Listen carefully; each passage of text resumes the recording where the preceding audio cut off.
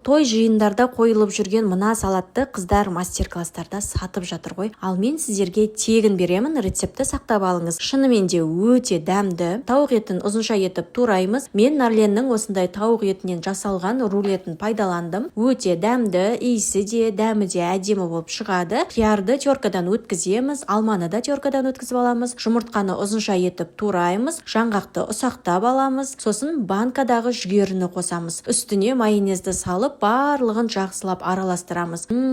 Қыздар, мына салатты жеген кезде не үшін мастер-класстарда сатып, той жиындарда бұны қойып жатқанын түсіндім ғой. Үстіне картошка пайды қоямыз. Өте дәмді салат, қонақтарыңыздың бәріне ұнап, бірінші желініп кететін салат болайын деп тұр. Одан бөлек қыздар, дастарханыңыздың көркін ашатын өте қарапайым ғана нарезка жасаймыз. Тауық еті қосылған рулетті тек салатқа ғана емес, осындай күнделікті нанмен қосып жеуге және осындай қонақтарыңызға қоюға да болады. Қыздар, қараңыздаршы, қарапайым, өте қымбат затты қажет етпейтін дастарханымыз дайын болды. Рецепті сақтап алуды ұмытып кетпеңіз.